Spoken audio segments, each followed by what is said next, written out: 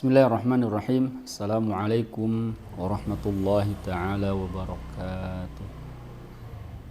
Innal hamdalillah nahmaduhu wa nasta'inuhu wa nastaghfiruh wa na'udzu billahi min shururi anfusina wa min sayyiati a'malina. May yahdihillahu fala mudilla lahu wa may yudlil fala hadiya lahu. Amma ba'du.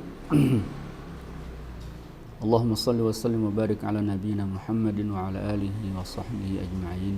Hadirin kaum muslimin yang dirahmati oleh Allah Subhanahu wa taala, kembali di malam yang berbahagia ini kita bersyukur kepada Allah Subhanahu wa taala atas limpahan nikmat karunia yang Allah curahkan selalu kepada kita semua, yang Allah berikan kepada kita semua sampai saat ini, sampai detik ini, sehingga kita masih bisa bergabung atau dipertemukan dalam majelis virtual ini, dalam majelis ilmu ini.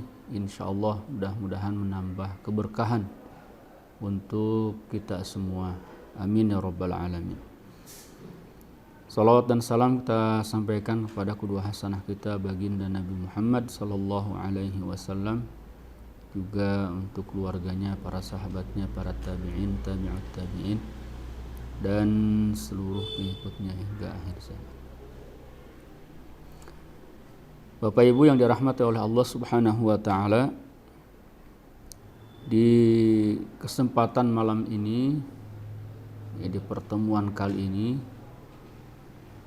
masih melanjutkan tema yang kemarin, ya, dalam penyampaian atau pembahasan kitab Tarbiyatul Aulad fil Islam karya Syekh Al-Ustaz Abdullah Nasih Ulwan. Semoga Allah Subhanahu wa taala merahmatinya, dan ilmu yang beliau tulis ini bermanfaat untuk beliau dan kita semua di dunia dan di akhirat.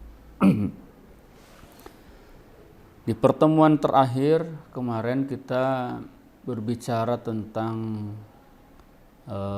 asy'ur an-nafsi, ya, perasaan psikologis atau perasaan kejiwaan seorang orang tua, seorang ayah, seorang bunda, ya, terhadap anaknya, ya,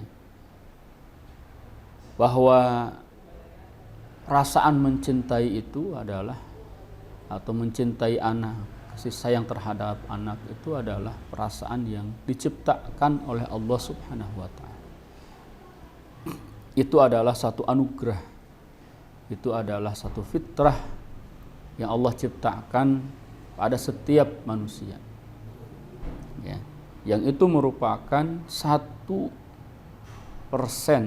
ya, atau 1 di antara 10 rahmat kasih sayang Allah yang Allah turunkan ke bumi ini, meliputi kasih sayang, meliputi cinta yang Allah tumbuhkan, yang Allah ciptakan di dalam diri seorang ayah dan juga seorang bunda.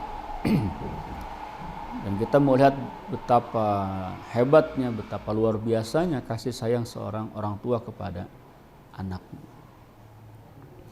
Namun Bapak Ibu yang dirahmati oleh Allah Subhanahu wa taala, ya, sehebat apapun cinta kita kepada anak kita, ya, setinggi apapun kasih sayang kita kepada anak kita, ya, maka tetap cinta itu tidak boleh melebihi cintanya, atau tidak boleh melebihi cinta kita kepada Allah dan Rasul. Tidak boleh mencintai, tidak boleh melebihi cinta kita kepada agama ini, ya, karena ini yang akan menjadi sesuatu yang mendasar di dalam mendidik, membentuk karakter putra-putri terbaik kita. Ya. Saat anak kita memang melakukan sesuatu yang katakanlah berseberangan dengan perintah Allah dan Rasulnya, maka disitulah seorang ayah, seorang ibu sebagai pendidik pertama putra putrinya, ya, harus mampu, ya, dengan kasih sayang yang Allah titipkan, ya, juga bagaimana menumbuhkan, menyadarkan bahwasanya Allah dan Rasulnya jauh lebih penting, ya, ketimbang atau jauh lebih diutamakan ketimbang anaknya, keluarganya, juga yang lain. Sebagaimana disabdakan oleh Nabi SAW dalam hadis riwayat Imam Bukhari dan Muslim, ya, Rasulullah SAW annahu qala la yu'minu ahadukum hatta akuna ahabbu ilaihi min malihi wa waladihi wan nasi ajma'in. Ya, Rasulullah SAW bersabda, la yu'minu ahadukum, tidak beriman salah seorang di antara kalian. Ya, maksudnya tidak beriman di sini adalah tidak sempurna keimanan seseorang di antara kalian. Hatta akuna ahabbu ilaihi, sampai aku, kata Nabi SAW, dijadikan oleh orang tersebut orang yang paling dia cintai, lebih dia cintai, min malihi, dari hartanya, wa waladihi, dan dari anaknya, wan nasi ajma'in, dan dari seluruh manusia. Ya. Jadi dari cinta, rasa kasih sayang yang Allah ciptakan kepada ayah bunda, bagaimana mencintai putra putrinya, ya, maka ada satu cinta yang harus lebih diutamakan, ya, di atas cintanya kepada keluarganya, kepada anaknya, kepada hartanya, ya. Dan Rasulullah SAW ketika disampaikan oleh Umar bin Khattab, kemarin kalau tidak salah disampaikan juga hadis ini, bahwasanya Umar mengatakan, aku mencintaimu wahai Rasulullah di atas segalanya kecuali diriku. Kata Nabi, la ya Umar, ya, salah wahai Umar, tidak begitu.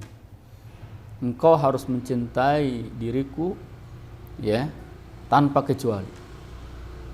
Ya, maka Umar pun kemudian mengulangi kata-katanya.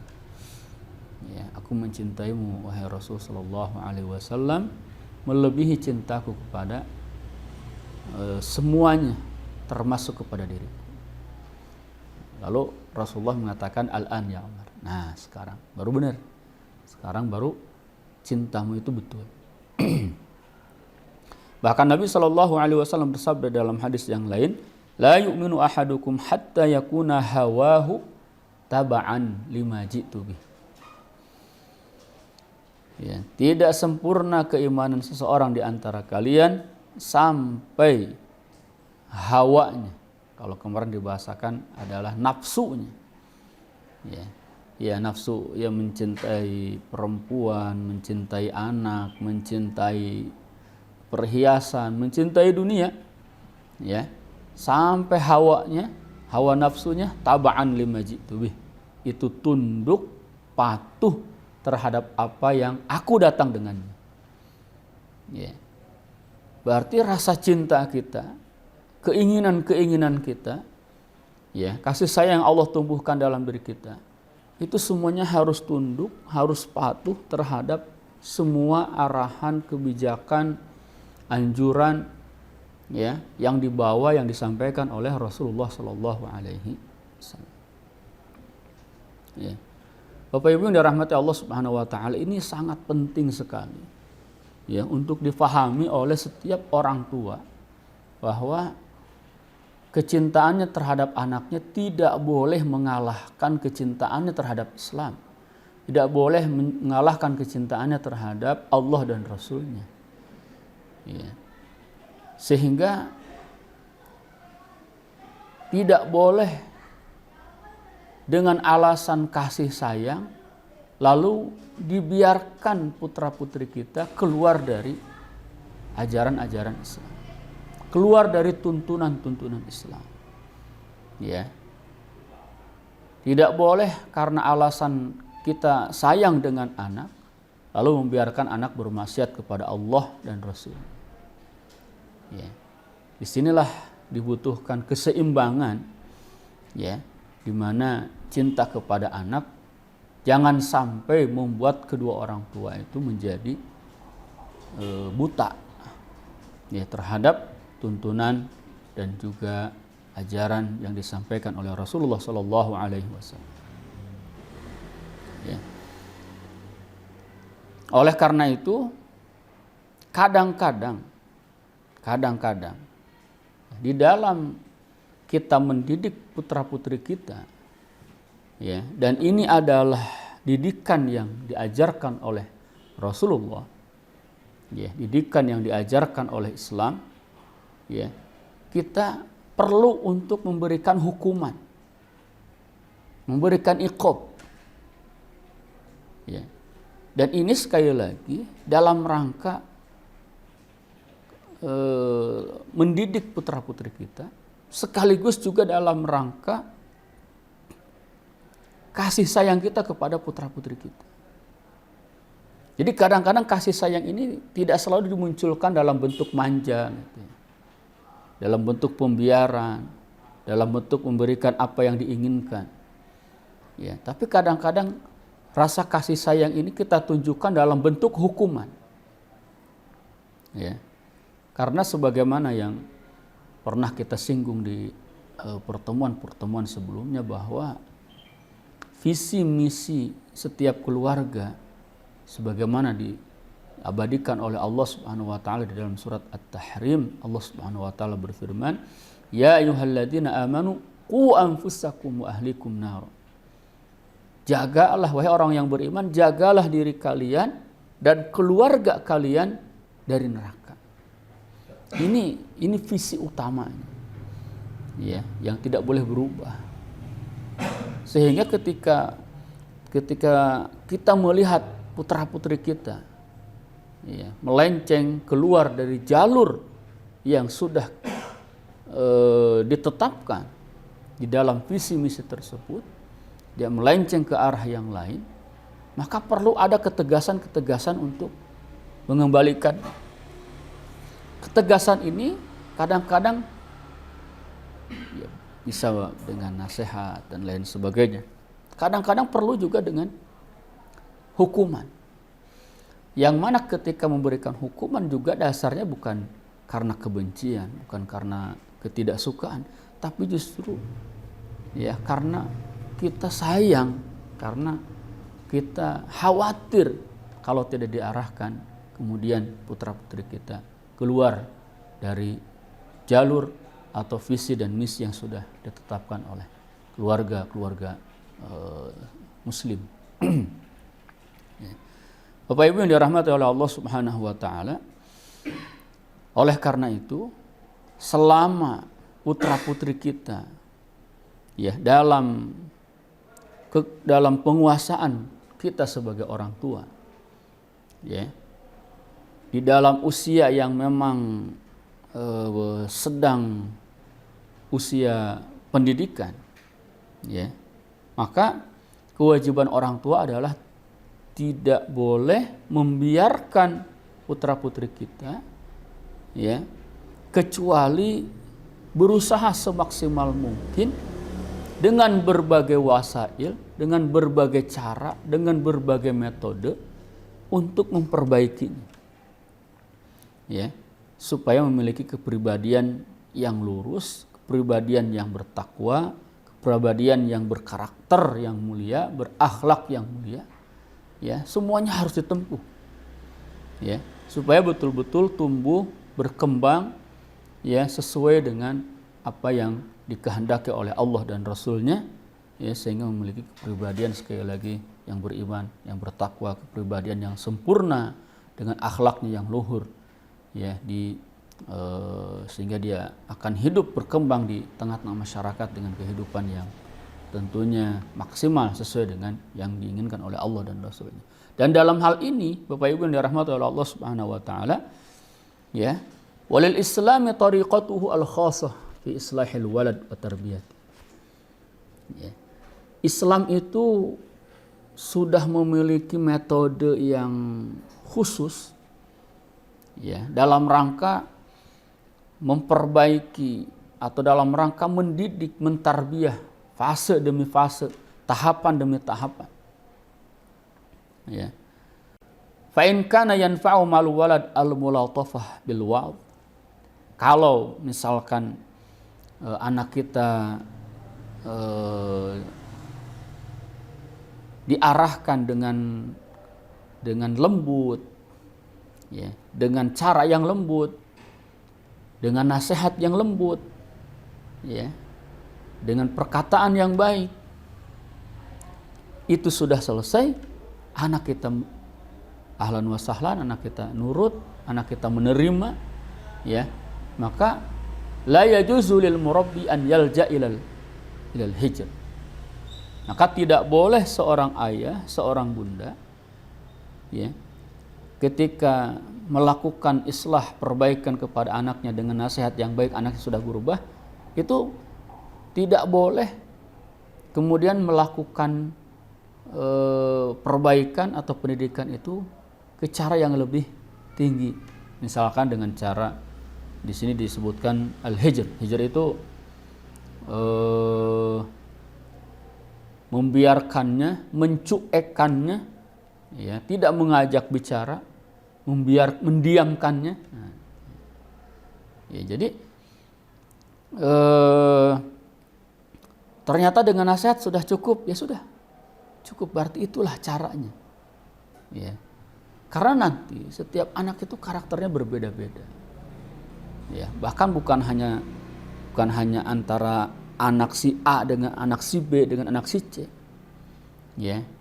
Karakter anak pertama dengan anak kedua, dengan anak ketiga, anak keempat, itu subhanallah, ya, bagi Bapak Ibu yang dikaruniai oleh Allah Subhanahu wa taala, ya, beberapa anak, ya, itu dapat merasakan, ya, bagaimana karakter anak pertama, bagaimana karakter anak kedua, bagaimana karakter anak yang ketiga, dan seterusnya. Itu karakternya berbeda-beda. Ada yang didekati, dinasehati dengan nasihat yang lembut, dia menerima, dia berubah, ya. Ada yang dinasehati dengan nasihat yang lembut, dia kurang bisa begitu merespon, ya. Dia mungkin dengan cara yang lain, ya, dengan dikasih hukuman, ya, dengan diambil haknya dan lain sebagainya. Ya. Wa in kana yanfa'ul hijr au zajr fala yajuzu lahu an yalja ila ad-dar. Kalau anak kita, ya, ternyata, ya, dinasehati mungkin kurang merespon, ya, tapi ketika didiamkan, dicuekkan, baru dia merasa, baru dia merespon, baru dia mau kembali, mau merubah, ya, atau dengan cara diberikan peringatan, ya, diberikan peringatan, dia mau berubah, maka kata Abdullah Nasir Ulwan, tidak boleh kemudian memukulnya, ya. Dengan nasihat cukup, ya sudah, nggak usah dicuekin, ya. Nggak cukup juga dicuekin cukup, tidak boleh sampai memukul, ya. Wa idza ajaza an jami'il wasailil islahiyah, ya, kalau ternyata semua cara sudah ditempuh, mulai dari A sampai Z, mulai dari yang paling lembut, ya, sampai ancaman, ya kan, ya, fala ba'sa ba'da hadza an yalja ila darb. Maka diperbolehkan, ya, setelah melalui tahapan-tahapan, cara-cara, ya, yang tadi, ya, masih belum ada perubahan juga, masih belum berefek juga, maka boleh, ya, di dalam Islam itu untuk memukulnya ghairal mubarrah, tentu dengan pukulan yang mendidik, pukulan yang tidak melukai. Karena tujuan dari memukul itu bukan untuk melukai. Tujuan memukul itu bukan memukul dengan penuh penuh dendam, penuh emosi, tapi memukul dalam rangka tarbiyah, memukul dalam rangka mendidik. Ya.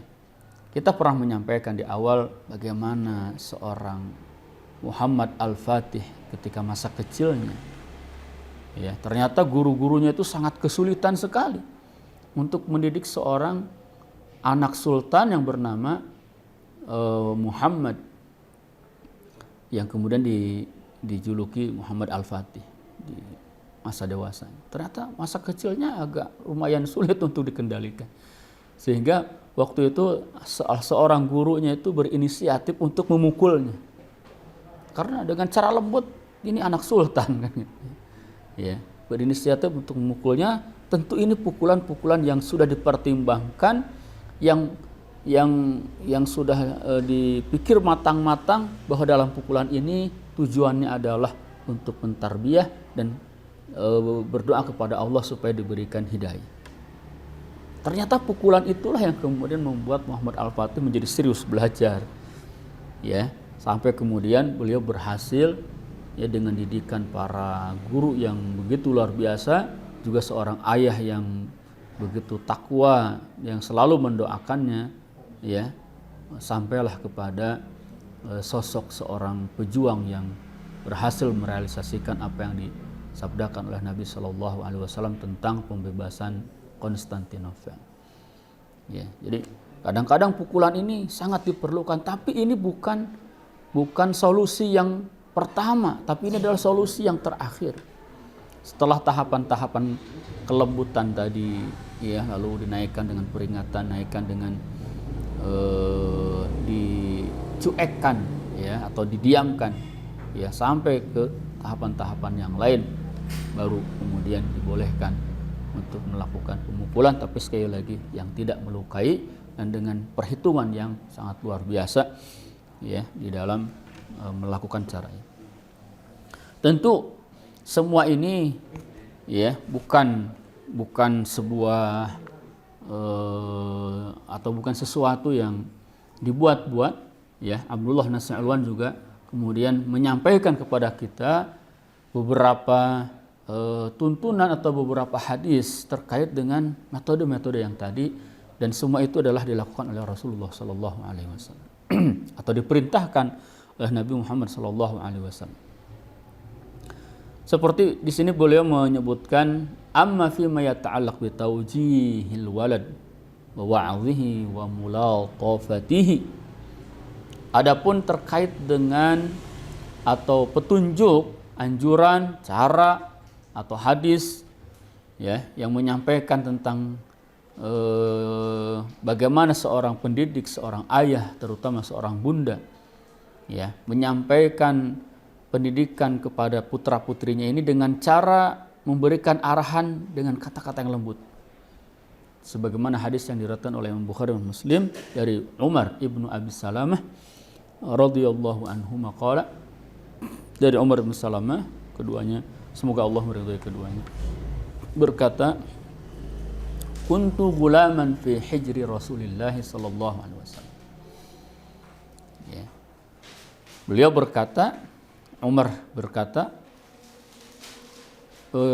dulu aku waktu kecil, ya, itu seorang anak kecil yang berada di dalam asuhan Nabi Shallallahu Alaihi Wasallam atau di dalam pangkuan Rasulullah Shallallahu Alaihi Wasallam. Wa kanat yadi taltishu fis sahfah, dan ketika itu, ya, tanganku ini, kata Umar, ya, mengambil makanan dari yang dihidangkan. Ya, kebayang ya kalau anak-anak itu kalau ada hidangan, wah gitu ya, dia ngambil sana, ngambil sini, ya, sana kemari dan lain sebagainya.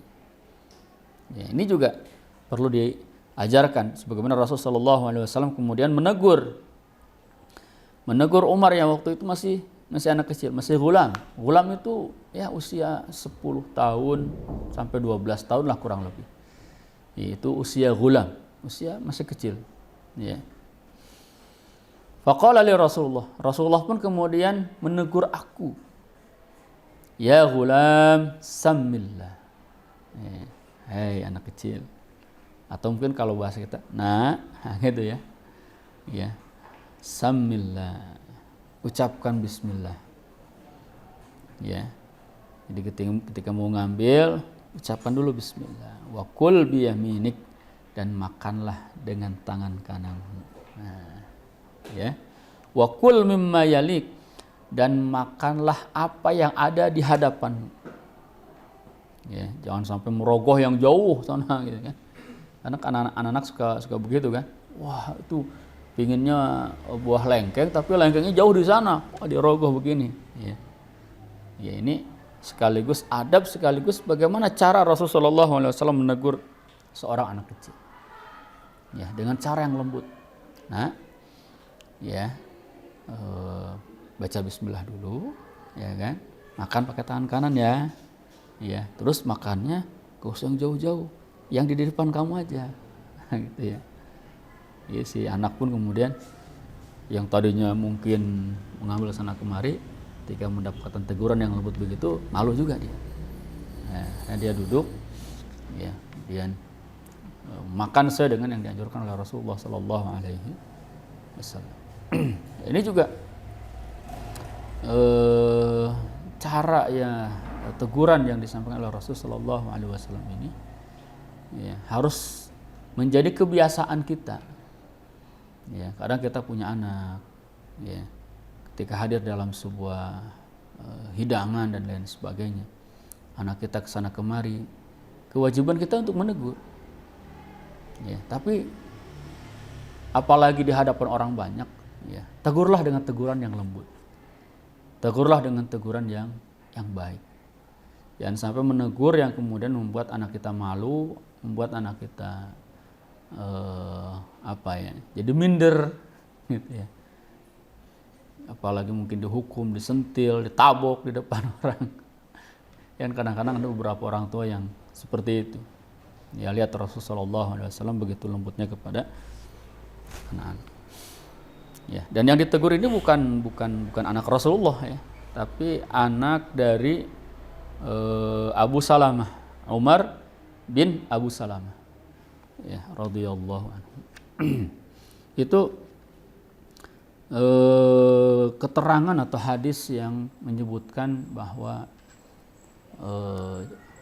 salah satu cara atau metode, ya, untuk mengingatkan kesalahan anak kita, untuk meluruskan kembali, ya, itu adalah dengan cara yang lembut. Ya, intinya, ya, ketika kita melihat putra-putri kita melakukan kesalahan sedikit sekecil apapun, tidak boleh dibiarkan. Ya, jangan mentang-mentang masih anak kecil, biarin aja, itu salah. Ya. Ketika anak salah, kita harus meluruskan, kita harus menegurnya. Ya. Anak kita makan sambil berdiri, tegur. Anak kita makan pakai tangan kiri, tegur. Ya, Rasulullah juga menegurnya, tapi dengan cara yang baik, dengan cara yang lembut. Nah, makan pakai tangan kanan ya. Ya. Yang makan pakai tangan kiri, tahu nggak, kata Nabi, yang makan pakai tangan kiri itu setan, temennya setan. Wah, yang gitu. Anak biasanya langsung kaget, oh gitu ya, langsung berubah pakai tangan kanan. Kadang-kadang gitu lagi, tegur lagi terus, sehingga menjadi satu kebiasaan. Ya, jadi satu kebiasaan, jadi satu habit. Warawal Bukhari wa Muslim an Sahl bin Sa'd radhiyallahu anhu anna Rasulullah sallallahu alaihi wasallam ata bi syarabin asyariba minhu. Nah, ini juga bagaimana sikap lembutnya Rasul sallallahu alaihi wasallam terhadap anak sekalipun. Ya. Suatu ketika, ini hadis riwayat Imam Bukhari Muslim juga dari Sahl bin Sa'd. Semoga Allah meridhoinya, bahwasanya Rasul sallallahu alaihi wasallam itu pernah dihidangkan minuman. Ya. Mungkin Rasulullah itu sedang duduk dengan anak-anak kecil, ya. Lalu minuman itu dibuat mutar gitu ya, mutar dan seterusnya. Nah, ketika minuman itu dihidangkan kepada Nabi Shallallahu Alaihi Wasallam, ya, di sebelah kiri Rasulullah itu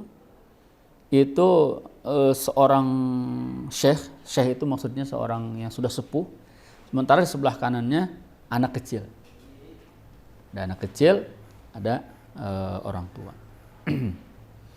Nah, Rasulullah itu bilang sama anak kecil itu, faqala Rasulullah SAW lil ghulam, ata'dzan li an u'tiya haula.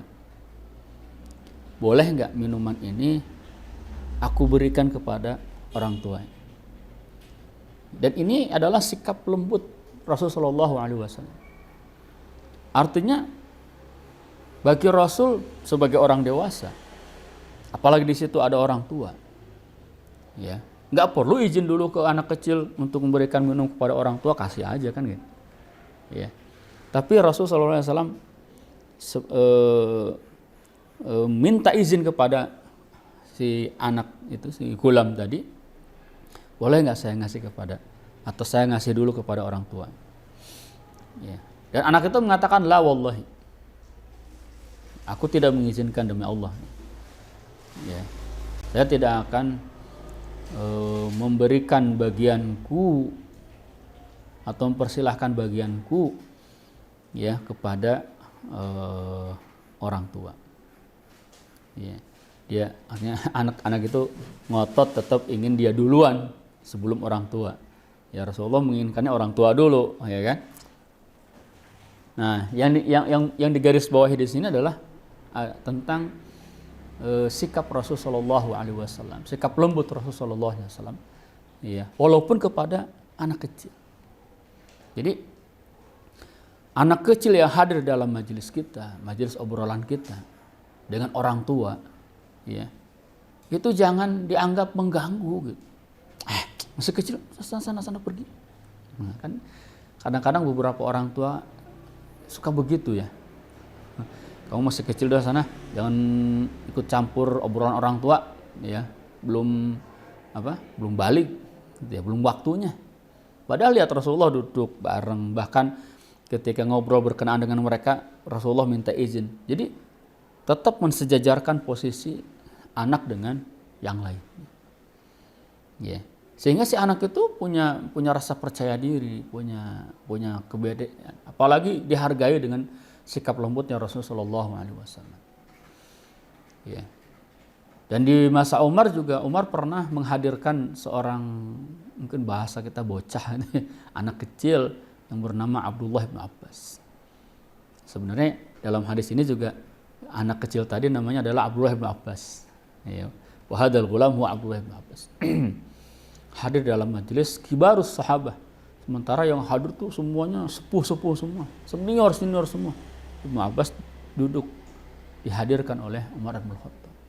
Dan ternyata kehadiran Abdullah bin Abbas bukan hanya sekedar hadir sebagai anak kecil, tapi memberikan pencerahan dalam majelis tersebut, ya, karena tadi ya mungkin penghargaan dan lain sebagainya. Itu yang pernah saya sampaikan juga di pertemuan awal kalau tidak salah. Saya melihat beberapa interaksi orang Arab terhadap anak-anak itu seperti itu. Ya, mereka tidak dianggap pengacau, ya, tidak dianggap penghalang di dalam majelis orang tua. Mereka diajak bicara, ya, sebagaimana hak seorang yang hadir dalam majelis tersebut.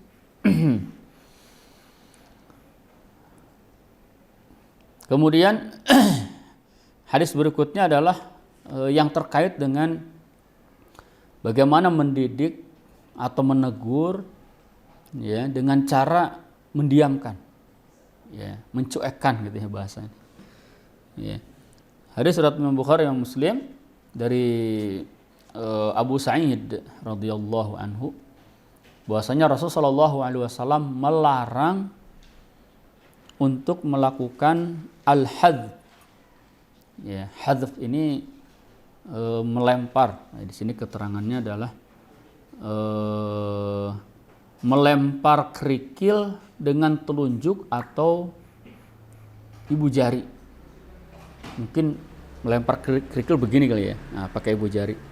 ya, atau dengan ini pakai telunjuk, pakai ibu jari, lempar begini.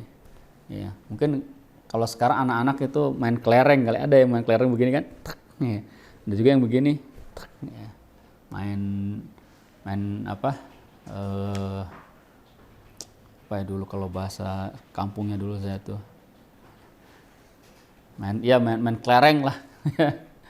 Nah, Rasulullah itu melarang melempar kerikil dengan cara begini atau cara begini. Kenapa?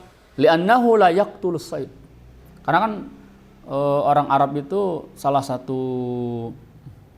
kegemarannya atau kebiasaannya itu adalah berburu. Ya, saat itu mungkin keterbatasan berburu masih menggunakan lemparan batu. Kata Nabi kalau melempar jangan pakai ini. Karena lemparan ini tuh tidak membunuh. Nah, gitu ya. Ya, dan tidak membuat musuh itu takut, ya.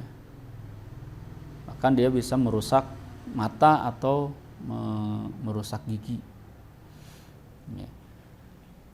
Nah, diceritakanlah bahwa saudaranya Ibnu Mughaffal waktu itu masih dunal hilm itu dia masih belum dewasa, masih belum baligh, ya. Dia melakukannya begini. Lalu Ibnu Mughaffal melarangnya, kamu gak boleh begitu. Rasulullah melarangnya loh, ya, karena kata Rasulullah begini begitu dan seterusnya. Tapi si anak ini ngeyel, ya, dia tetap aja tidak menghiraukan apa yang disampaikan oleh Ibnu Mughaffal. Ya, tidak menghiraukan anjuran Rasulullah. Ya. Apa yang dilakukan oleh Ibnu Mughaffal? Dia mengatakan, la ukallimuka abada. Ya, saya tidak akan ngomong lagi sama kamu. Ya. Artinya apa? Dia dibiarkan tidak akan berbicara, akan didiamkan, akan dicuekkan. Ya. Artinya ini adalah merupakan bagian yang dicontohkan oleh para sahabat dalam rangka mendidik anaknya dengan cara hajruhu. Hajruhu itu mencuekannya, mendiamkannya. Ya.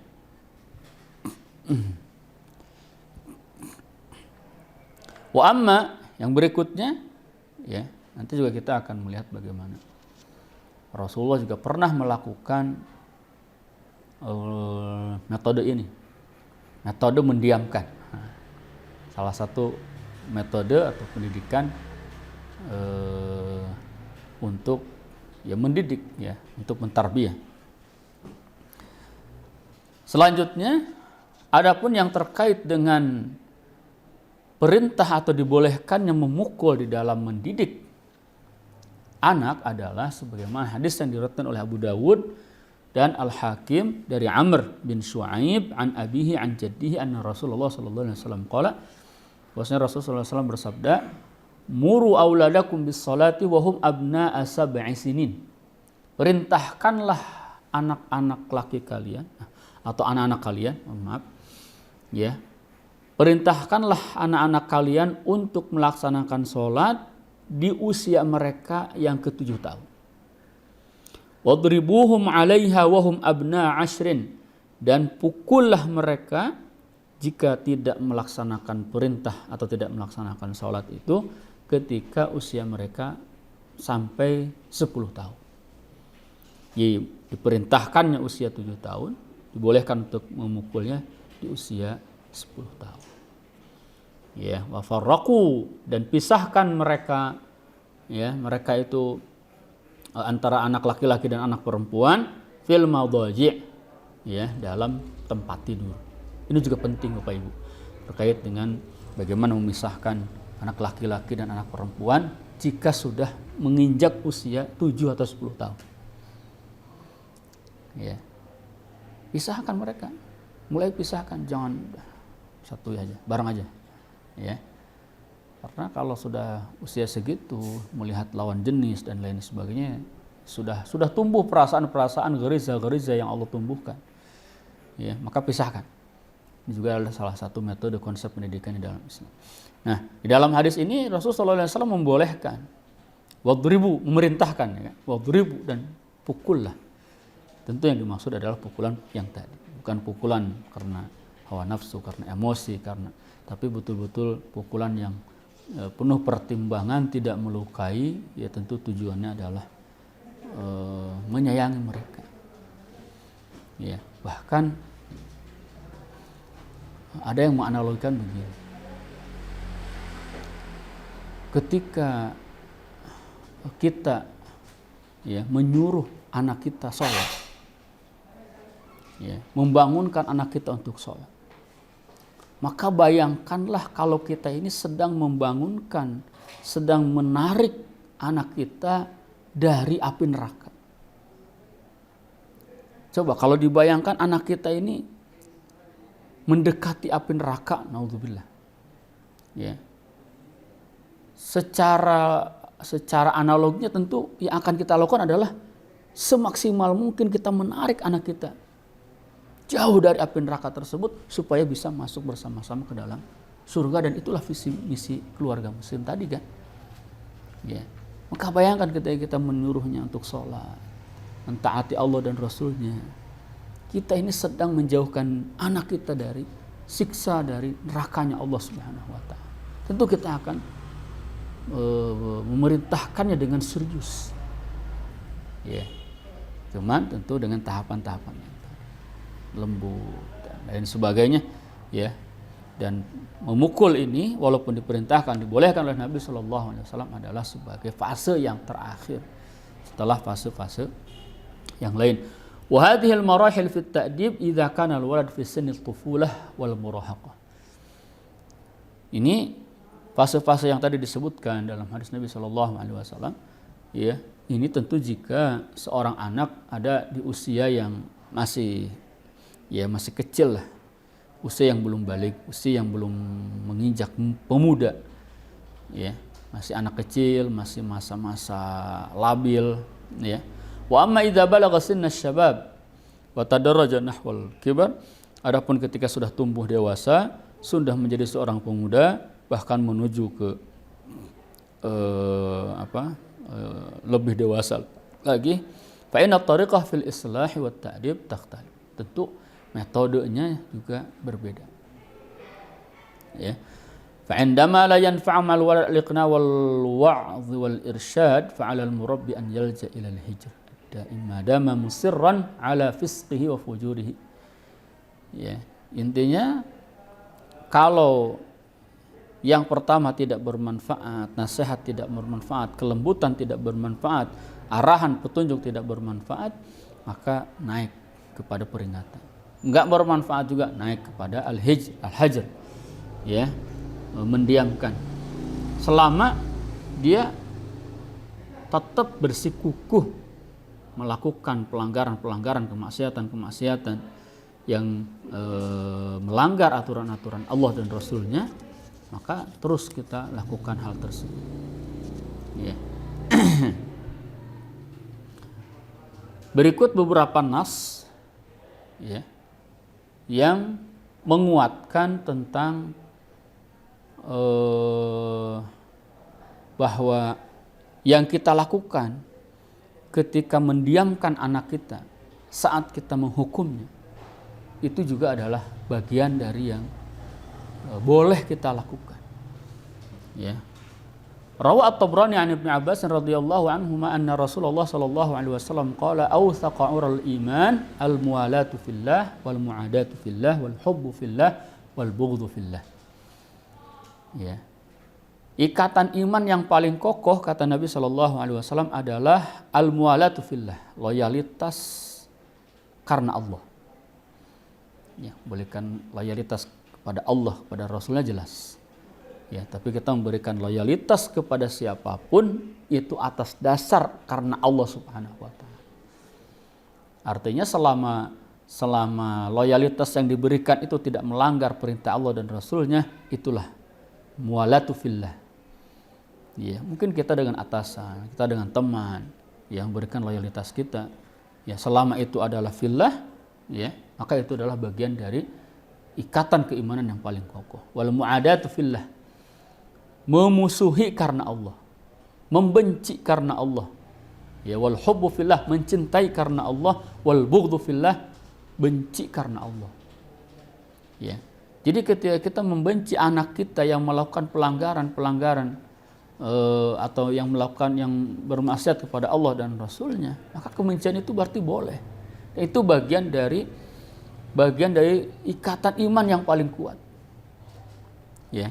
Jadi Bapak Ibu, Ayah Bunda harus merasa tidak suka, merasa resah paling tidak ketika melihat anak kita melanggar, bermaksiat kepada Allah dan Rasul. Ya. Berarti tidak boleh kita menganggap itu biasalah, anak kecil. Ya. Ketika yang namanya itu melanggar, itu adalah pelanggaran yang sifatnya bermaksiat kepada Allah dan Rasulnya, harus tumbuh di dalam diri seorang orang tua rasa tidak suka. Karena itu juga adalah bagian dari keimanan. Ya. Jangan sampai kasih sayangnya mengalahkan yang seharusnya. Ya. Kemudian kita membiarkannya, mendiamkannya, dan itu adalah sesuatu yang sangat berbahaya. Karena secara tidak langsung juga akan menjadi satu pembenaran bagi putra-putri kita ketika melakukan tersebut lalu kita diamkan. Ya, artinya ketika kita menegur dengan cara tidak menyukainya, dengan cara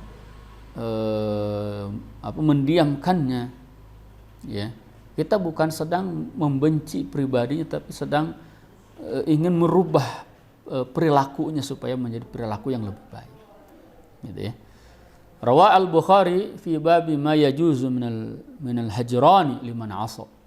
Bahkan al-Imam al-Bukhari ya menyebutkan dalam kitabnya, bahkan disebutkan judul babnya itu adalah babu ma yajuzu minal hajrani liman asa. Bab dibolehkannya seseorang mendiamkan, mencuekkan ya terhadap orang yang asa, terhadap orang yang bermaksiat. Ya, apa kata Imam Al-Bukhari? Beliau meriwayatkan waqala Ka'ab. Nah, ini Imam Bukhari meriwayatkan satu kisah terkait dengan Ka'ab bin Malik. Ya. Kisah lengkapnya Bapak Ibu bisa baca di tafsir surat At-Taubah juz yang ke-11 kalau tidak salah, di ayat laqad taballahu, ya, lalu disebutkan wa 'alal thalathatil ladzina khulifu. Jadi situ Ka'ab bin Malik ini termasuk yang tidak ikut dalam perang Tabuk kalau tidak salah. Ya. Ya. Qala Ka'ab hina takhtalifu 'anil nabi fit Tabuk. Di Ka'ab mengatakan ketika Ka'ab ini enggak ikut perang Tabuk. Ya. Jadi karena tidak ikut perang Tabuk, ya, itu salah satu hukuman yang diberikan oleh Rasulullah. Apa? Rasulullah melarang, nah Nabi SAW al-muslimin an kalamina. Rasulullah melarang semua kaum muslimin untuk berbicara dengan Ka'ab bin Malik dan yang lainnya yang tidak ikut perang. Ya. Bapak Ibu bisa merasakan bagaimana satu komunitas, ya, lalu pemimpinnya Rasulullah SAW mengatakan kepada semuanya untuk tidak ngomong sedikit pun dengan tiga orang ini, di antara dengan Ka'ab bin Malik. Ya, gimana rasanya itu? Mau ke sini ketemu nggak dilayanin, ke sini nggak dilayanin, ke sana nggak dilayanin. Bahkan sampai istrinya pun nggak ngajak ngomong. Gimana? Keluarganya nggak ada yang ngajak ngomong karena ini perintah Nabi. Ya, kata Ka'ab bin Malik, wa dzakara khamsina lailah. Sampai 50 malam. Berarti sebulan lebih itu. Sebulan lebih dicuekin. Coba bayangkan. Ya, kalau kita nih, saya misalkan di yang sehari-hari ada di lembaga pesantren terpadu Al-Kahfi, tidak diajak ngomong sebulan sama semua guru, semua santri, wah rasanya saya nggak bisa hidup gitu kan. Begitu juga yang dirasakan oleh Ka'ab bin Malik, itu merasakan perasaan yang begitu luar biasa. Ya, ke sana dicuekin, ke sini dicuekin, ya kan.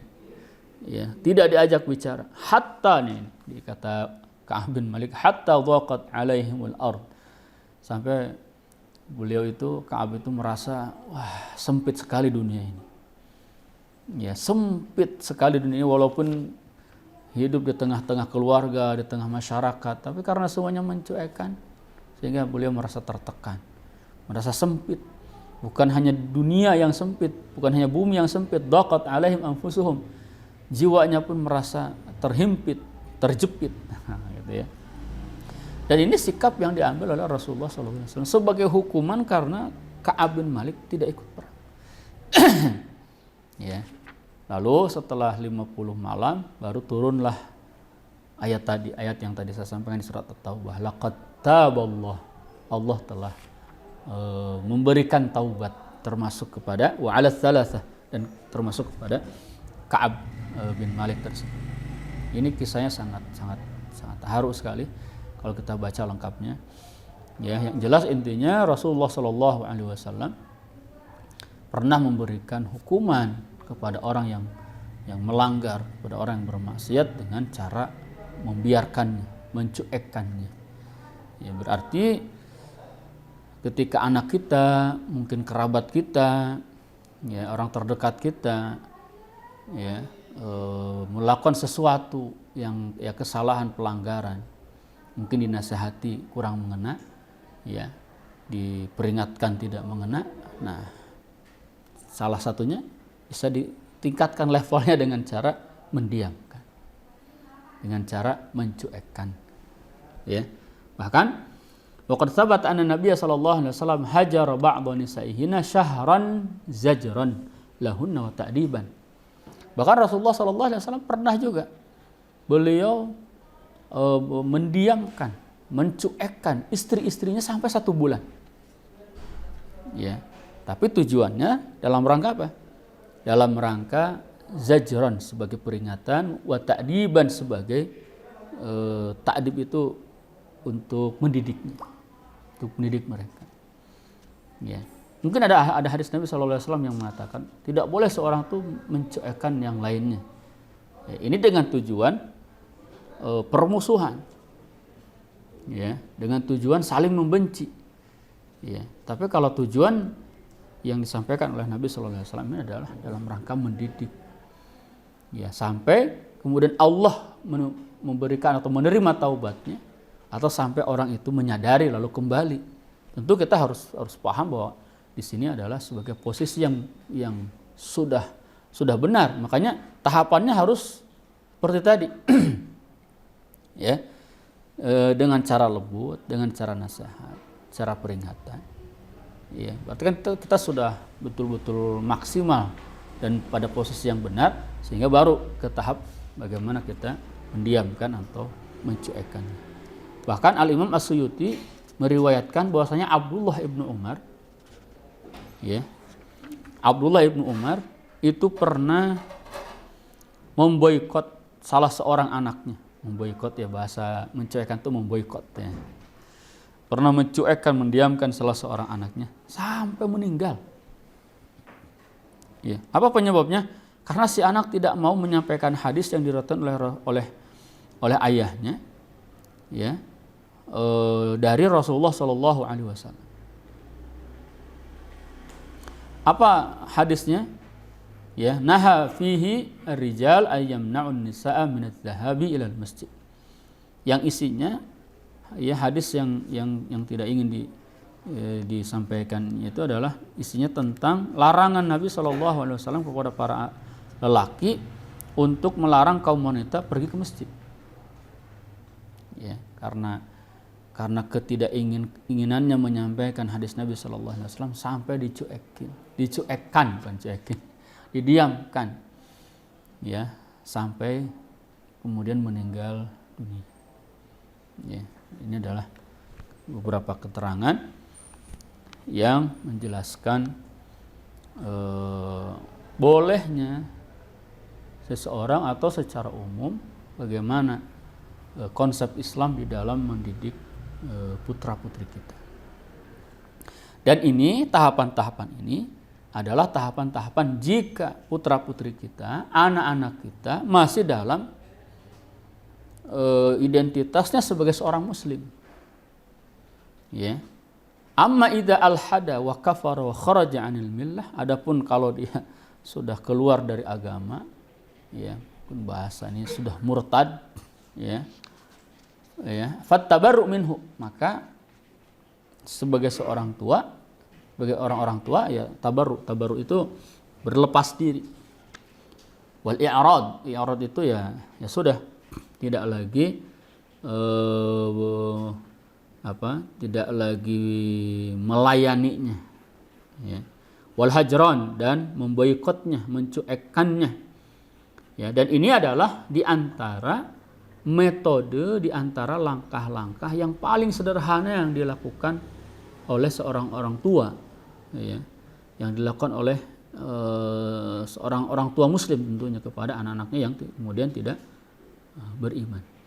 Dan ini juga di antara bentuk-bentuk taujihat, ajaran-ajaran atau anjuran-anjuran yang disebutkan oleh Allah Subhanahu wa taala di dalam Al-Qur'an. Ya. La tajidu qauman yu'minuna billahi wal yawmil akhir yuwadduna man haddallaha wa rasulah. Ini di antara firman Allah Subhanahu wa taala, ya, yang menyebutkan bahwa kalau sudah urusannya beda agama dan lain sebagainya, ya tentu masalah loyalitas, masalah kasih sayang itu juga lain urusan, ya. Dalam surat Al-Mujadilah ayat 22 Allah berfirman, la tajidu qauman yu'minuna billahi wal yawmil akhir.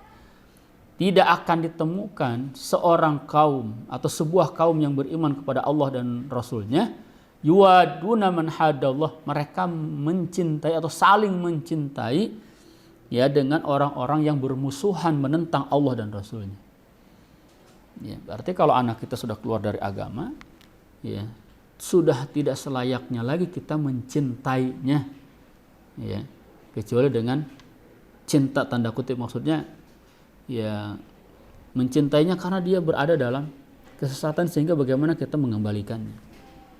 Salah satu bentuk bagaimana cara mengembalikannya adalah ya dengan membiarkannya, mencuekannya, sehingga membuat dia kemudian bertanya-tanya atau dan lain sebagainya, lalu terjadi dialog, ya, dan disitulah kesempatan untuk menasihati supaya kembali.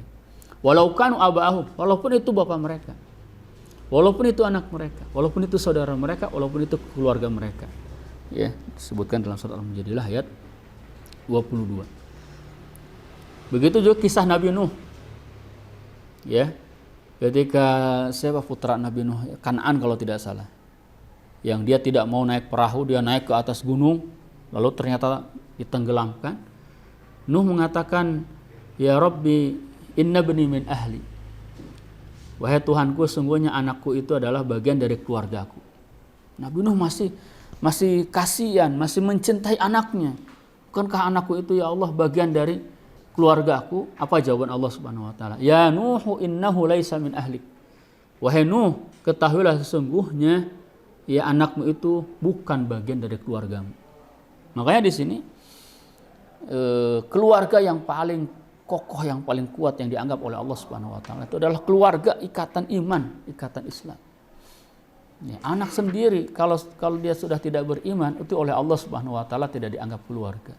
Sebagaimana Nabi Nuh ketika mengatakan anaknya itu adalah keluarga saya yang tidak mau ikut itu, Allah mengatakan laisa min ahli.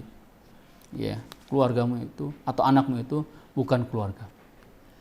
Ini jelas-jelas tegas dari Allah Subhanahu wa taala terkait dengan ikatan seorang dengan anaknya itu yang paling kuat adalah ikatan iman. Begitu juga Ibrahim, Nabi Ibrahim alaihissalam. Ya. Wa ma kana istighfaru Ibrahim li abihi illa mau'idatu wa'adaha iyyah. Ibrahim itu kan minta ampun kepada Allah untuk ayahnya yang memang tidak beriman kepada Allah dan Rasulnya. Ya, tapi ketika ditegaskan oleh Allah Subhanahu wa taala dan Ibrahim pun paham, ya, falamma tabayyana lahu annahu aduwwul lillahi tabarra'an.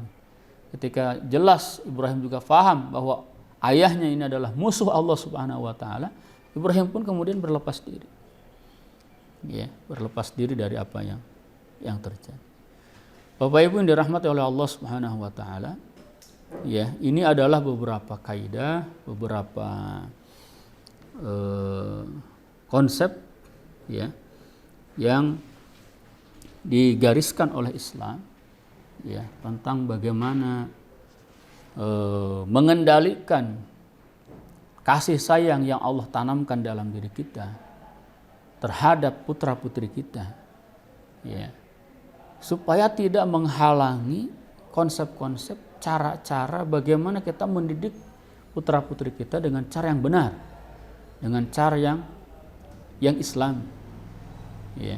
Jangan sampai rasa cinta kita kepada putra-putri kita kemudian membiarkan putra-putri kita di dalam kesalahan, dalam kemaksiatan kepada Allah dan Rasul. Bahkan di dalam surat At-Taubah ayat 24 Allah Subhanahu wa taala berfirman, "Qul in kana aba'ukum." Katakanlah andai saja orang tua kalian, wa abna'ukum, anak-anak kalian, wa ikhwanukum, saudara kalian, wa azwajukum, istri-istri kalian, wa asyiratukum, keluarga kalian, wa amwalun iqtaraftumuha, dan harta yang kalian kumpulkan, wa tijaratun takhshawna kasadaha, ya perniagaan yang kalian khawatir untuk kemudian merugi, wa masakin taradawnaha, tempat-tempat tinggal yang kalian ridai, ahabba ilaikum minallahi wa rasulihi wa jihadin fi sabilihi fatarabbasu hatta ya'ti Allah bi amri. Kalau semua yang tadi, orang tua, anak, keluarga, harta dan lain sebagainya, lebih kalian cintai daripada Allah dan Rasulnya serta jihad di jalannya, fatarabbasu, maka tunggulah hatta ya'ti Allah bi amri, sampai Allah datang dengan keputusan. Allahu la yahdil qaumal fasiqin, dan Allah tidak akan memberikan petunjuk kepada orang-orang yang fasik. Dalam ayat yang lain Allah Subhanahu wa taala berfirman, "Inna min azwajikum ya ayyuhalladzina amanu inna min azwajikum wa auladikum aduwwan lakum." Ya. Wahai orang yang beriman, sesungguhnya di antara istri-istrimu dan anak-anakmu, min azwajikum aduwwan lakum, itu ada yang menjadi musuh bagi kalian. Ya, luar biasa. Padahal kan hubungan anak dengan orang tua itu kan seharusnya hubungan cinta, hubungan kasih sayang. Anak sayang dengan orang tuanya, orang tua sayang dengan anaknya. Tapi Allah menyebutkannya ada di antara mereka, di antara istri kalian, di antara anak-anak kalian itu yang menjadi musuh. Ya, yang bagaimana? Ya, ketika anak menghalangi orang tuanya untuk berbuat baik, untuk taat kepada Allah dan Rasul. Ketika istri menghalangi suaminya untuk taat kepada Allah dan Rasul. Ya, disinilah tantangan bagaimana seorang orang tua, seorang ayah terutama, mengekspresikan cintanya dengan baik, mengekspresikan cintanya dengan benar sesuai dengan perintah atau sesuai dengan yang diinginkan, yang diridhoi oleh Allah dan Rasulnya, terutama dalam konsep pendidikan atau mendidik putra-putri. Ya. Bapak Ibu yang dirahmati oleh Allah Subhanahu wa taala, itu barangkali materi kita kali ini ya sebagai penutup sekaligus penyempurna pelengkap dari materi yang kemarin terkait dengan bahwa perasaan kasih sayang yang ada di dalam jiwa sebagai seorang ayah, seorang ibu itu adalah dari satu sisi sebagai fitrah, dari satu sisi sebagai sesuatu yang Allah ciptakan, ya, tapi dari satu sisi juga bagaimana perasaan-perasaan itu tidak boleh menghalangi, bahkan menjadi penghalang, ya, menjadi benalu untuk mendidik putra-putri kita dengan cara yang benar, dengan cara yang baik, dengan cara yang sesuai dengan yang diajarkan oleh Allah dan Rasulnya, ya, sehingga posisi cintanya harus dipres, berada di atas cinta Allah dan Rasulnya. Ya, cinta Islam, cinta Allah dan Rasulnya itu menjadi prioritas nomor pertama untuk kemudian memberikan pendidikan, memberikan tarbiyah kepada anak-anak kita yang kita cintai. Demikian Bapak Ibu yang dirahmati oleh Allah Subhanahu wa taala, kurang dan lebihnya mudah-mudahan bermanfaat, ya. Jika ada kekurangan mohon dimaafkan. Aqulu qauli hadza wa astaghfirullahal azim li wa lakum. Wassalamualaikum warahmatullahi wabarakatuh.